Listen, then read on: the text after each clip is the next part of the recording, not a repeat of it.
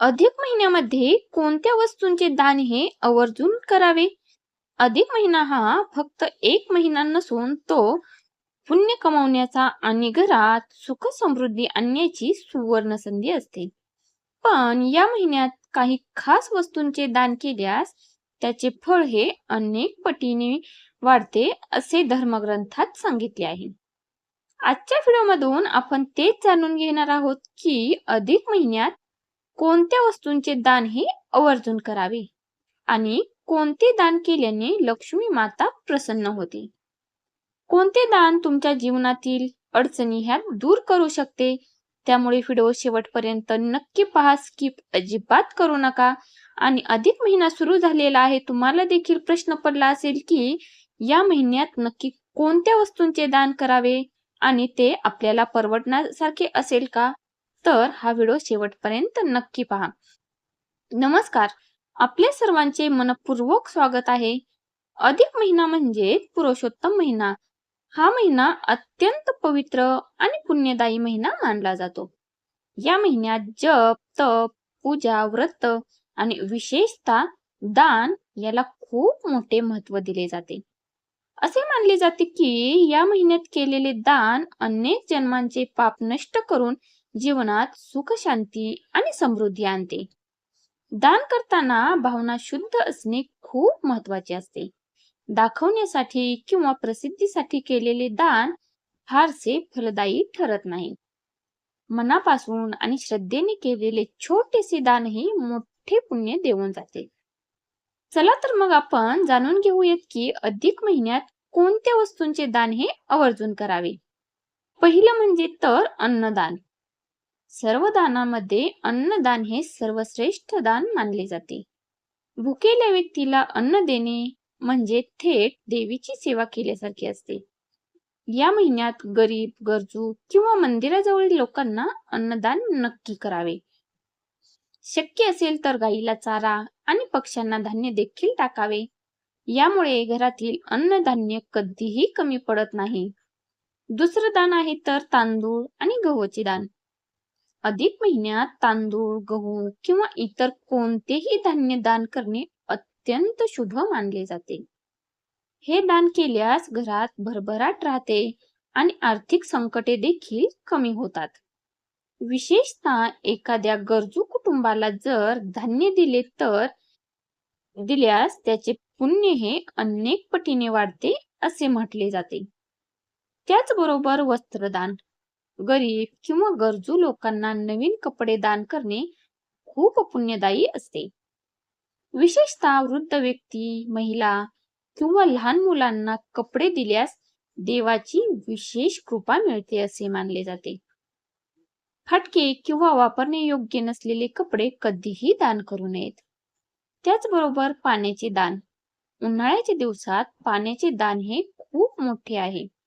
रस्त्यावर पाणपोई लावणे, पक्ष्यांसाठी पाण्याची व्यवस्था करणे किंवा गरजू लोकांना थंड पाणी देणे अत्यंत पुण्यकारक असते.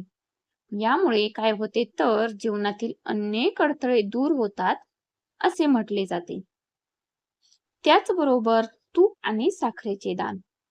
तूप, साखर किंवा गूळ दान केल्याने घरातील कटुता कमी होते आणि नात्यांमध्ये गोडवा हा नक्की वाढतो. हे दान मंदिरात किंवा गरजू लोकांना नक्की करावे. त्याचबरोबर आहे फळाचे दान. फळाचे दान आरोग्य आणि सकारात्मक ऊर्जा वाढवणारे मानले जाते. रुग्णालयात, आश्रमात किंवा गरजू मुलांना फळांचे वाटप नक्की करावे. हे दान केल्याने आरोग्याशी संबंधित त्रास कमी होतो. तसेच धार्मिक ग्रंथदान.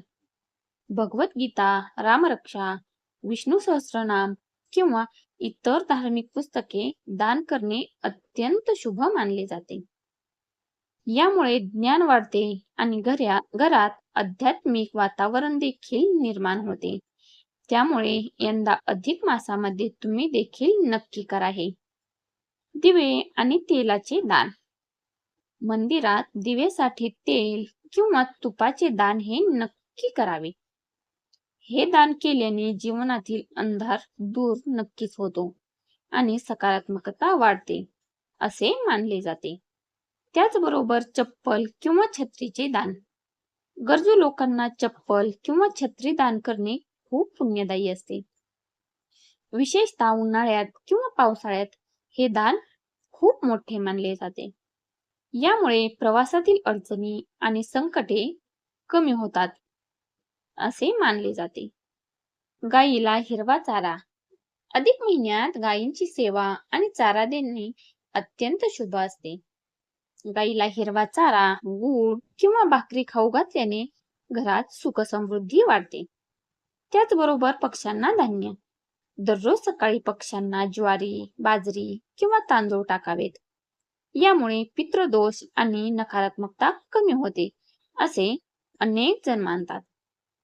गरीब विद्यार्थ्यांना शैक्षणिक साहित्य, पुस्तके, वह्या, पेन किंवा शाळेचे साहित्य दान करणे हे देखील अत्यंत पुण्यकारक असते. हे दान केल्याने ज्ञान आणि बुद्धीची वाढ होते असे देखील मानले जाते. तुम्ही कोणते दान करता ते कमेंट बॉक्स मध्ये नक्की सांगा. दान करताना लक्षात ठेवायच्या गोष्टी. दान नेहमी आपल्या क्षमतेनुसारच करावे. कर्ज काढून किंवा दिखावा करण्यासाठी दान अजिबात करू नये.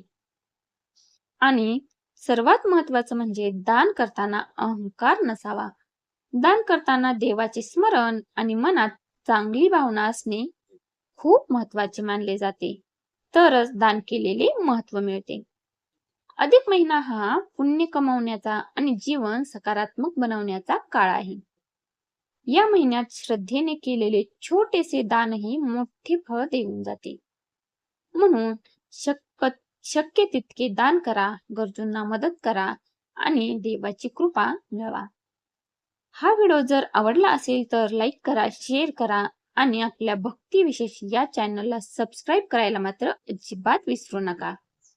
जय श्रीकृष्ण, जय पुरुषोत्तम भगवान. कमेंट मध्ये तुम्ही देखील जय श्रीकृष्ण नक्की लिहा.